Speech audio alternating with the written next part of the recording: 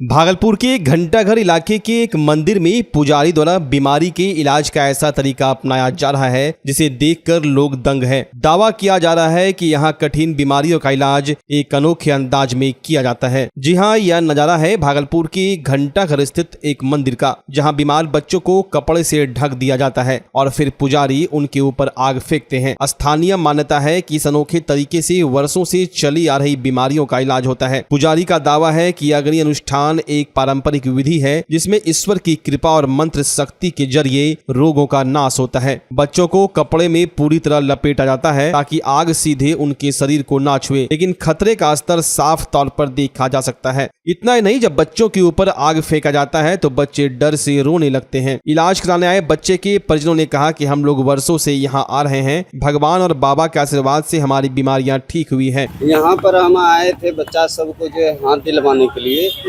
जिसके कारण कि ये मेरा भैगना भैगनी सब है ये चारों, जिसमें कि अच्छा यानी कि डॉक्टर के पीछे जो है 5 से 10 हज़ार रुपया खर्च कर चुके, लेकिन कोई किसी भी प्रकार का दवाई सेट नहीं हो रहा है। तो यहाँ पे हम सवेरे आए थे, तो सवेरे भगत जी के पास जो ये सब बच्चा को लेके आए, बोले कि देखिए ना बच्चा सबको टैबलेट वैबलेट दे रहे हैं, सुइया भी दिए दिलवाए डॉक्टर से, तो ये सेट नहीं हो रहा है। तो बाबा बोले कि इसको जो हवा पानी लग गया है, जिसके कारण शाम में जो है धुमना और पान सुपारी और बतासा ये सब लेके आइएगा और शाम में जो है बमर मार देंगे, जिसके कारण कि ये जो बच्चा का नज़र गुजर लगा हुआ है ये सब नज़र गुजर कट जाएगा।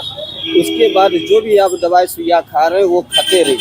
लाभ मिला है। हाँ, यहाँ ये बाबा का हाथ बढ़िया है और मेरी बेटी भी इसी मंदिर से ठीक हुआ है और अभी बहुत सुंदर है मेरी बेटी, स्वस्थ हो गई है। हाँ, स्वस्थ हो गई है। और यहाँ पे हमको क्या है कि विश्वास। क्या नाम हुआ आपका? मेरा नाम हुआ अंकित कुमार दास और मेरा घर हुआ ईश्वर नगर इसाद चेक श्यामल दास लेन। पैसा लेते हैं? नहीं, पैसा नहीं लेते हैं, लेकिन ये जो है पैसा अगर 51-21 लेते भी हैं तो वो बोलते हैं कि माँ के लिए जो है माँ का प्रसादी हम चढ़ाते हैं। वहीं इस पूरे मामले पर जब पुजारी से बात की गई तो पुजारी ने पुलिस बुलाने की धमकी दे डाली। हम पहले थाना फोन करेंगे तब हम घिसने देना, हम कुछ नहीं बोलेंगे। हमको काम करने दीजिए, अभी काम करने दीजिए, अभी हम काम करेंगे तब बोलेंगे, अभी कुछ नहीं। अभी आदमी है। अच्छा, ठीक।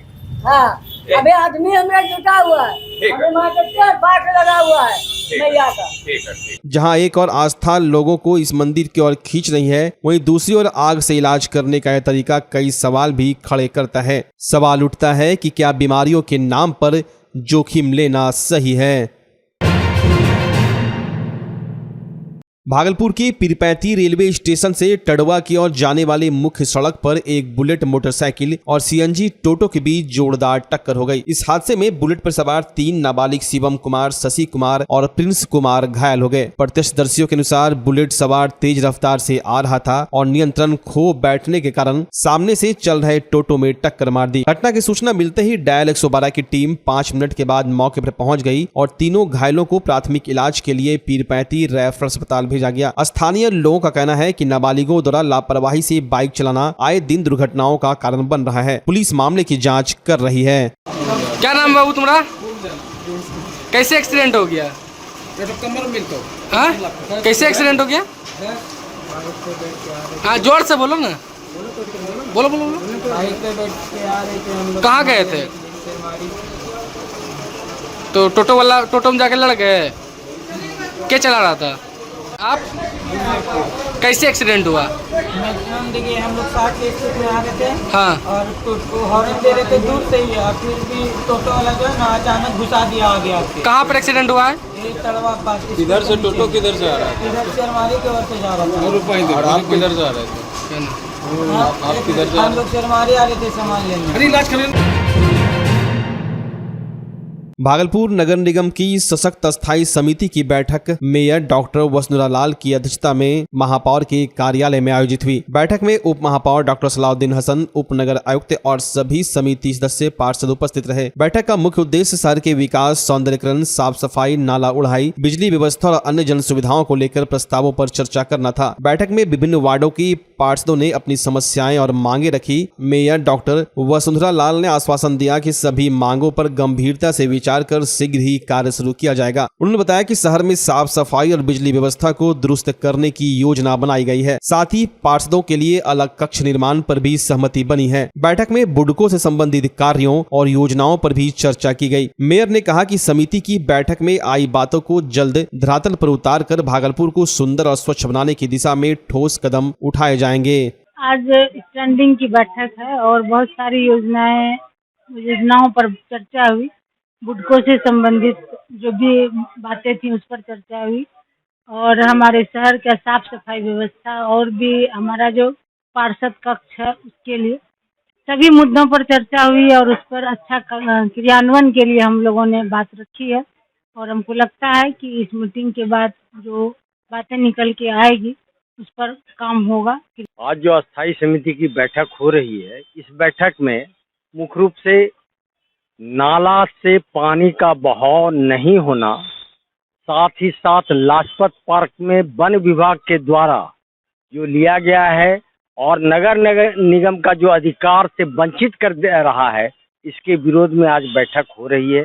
इस बैठक में यह भी निर्णय लिया गया कि डूडा के द्वारा किया गया कार्य जो एकदम गलत है, जिससे पानी का बहाव पूरा पर्वतीय क्षेत्र में 13 नंबर वार्ड का तेतारपुर का पानी का बहाव एकदम ठहर गया है, इससे जनता में आक्रोश है।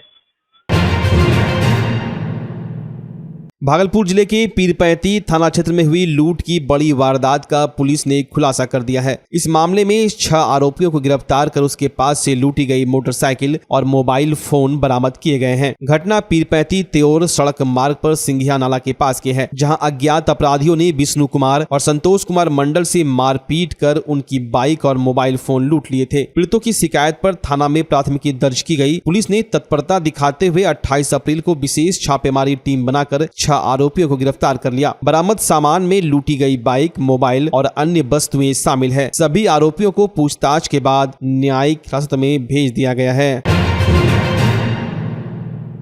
उत्तर मध्य क्षेत्र सांस्कृतिक केंद्र संस्कृति मंत्रालय भारत सरकार द्वारा आयोजित 3 दिवसीय ऑक्टेव महोत्सव की दूसरे दिन मंगलवार को पूर्वोत्तर भारत की रंग बिरंगी सांस्कृतिक विरासत की झलक देखने को मिली। भव्य मंच पर मेघालय, नागालैंड, मिजोरम, त्रिपुरा, मणिपुर, सिक्किम, अरुणाचल प्रदेश और असम से आए कलाकारों ने अपनी पारंपरिक वेशभूषा और नृत्य से दर्शकों को मंत्रमुग्ध कर दिया। कार्यक्रम की शुरुआत कलाकारों की पारंपरिक परिधानों में रैंप वॉक से हुई। इसके बाद असम का झूमर नृत्य, मेघालय का बंगला, नागालैंड का नागा, मिजोरम का सोलकी, त्रिपुरा का हौजागिरी, सिक्किम का निवारी और मारुनी नृत्य प्रस्तुत किए गए, जिन पर दर्शकों ने तालियों की गड़गड़ाहट से स्वागत किया। इसके साथ ही पूर्वोत्तर से आए हस्तशिल्पियों ने पारंपरिक कलाकृतियों की प्रदर्शनी लगाई, जो दर्शकों के लिए आकर्षण का केंद्र रहा। कार्यक्रम प्रभारी MM मनी ने बताया कि ऑक्टेव का उद्देश्य पूर्वोत्तर की संस्कृति से उत्तर भारत को जोड़ना है। मंच संचालन साहित्यकार शरद मिश्रा ने किया। महोत्सव का यह दिन भारत की विविधता में एकता की भावना को जीवंत करता दिखा।